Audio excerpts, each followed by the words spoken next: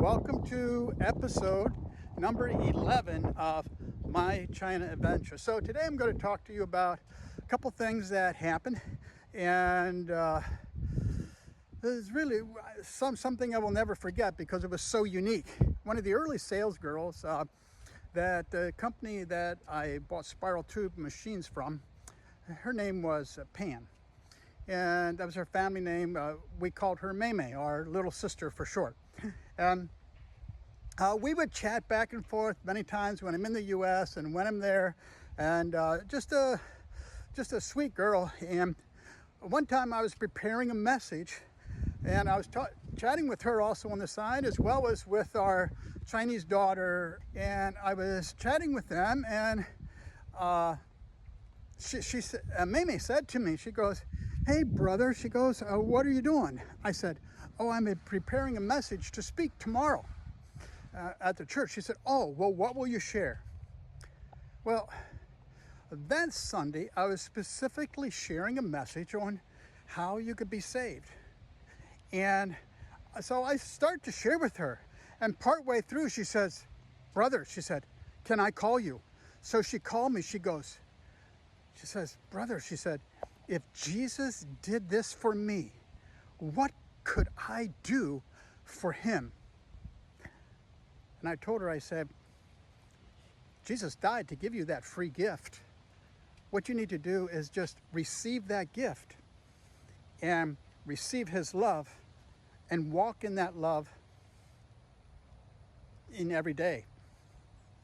So she said, "I want to do that." So I'm talking with her. Meanwhile, "Where'd you go?" I said, "Oh, I was talking with Angel," and she says, "Well, I want to too." So there, as I'm preparing a message to give into the U.S., two people from China were interested, and as a result, they both received the Lord. And so I'm just amazed about that. So our relationship with Ivy just developed and developed more and more, and she was having she had a guy that was kind of her boyfriend, and he was a very controlling person. He was manipulative, and I really didn't care for him. And one time he showed up to where she was working and said, "If you don't agree to marry me, I'm going to kill myself."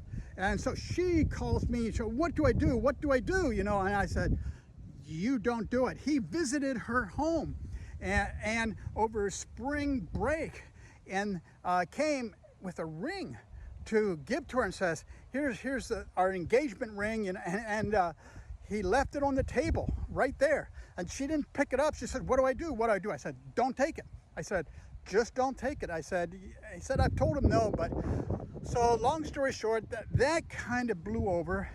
And one time on her way to come to visit us here in the US, she met in Shanghai a relative of a friend of her mom's. His name was Yang Li, and they had dinner together, and then she came. Well, we are in the office in the US, and Ivan was getting phone calls, and he didn't understand, so he hung up.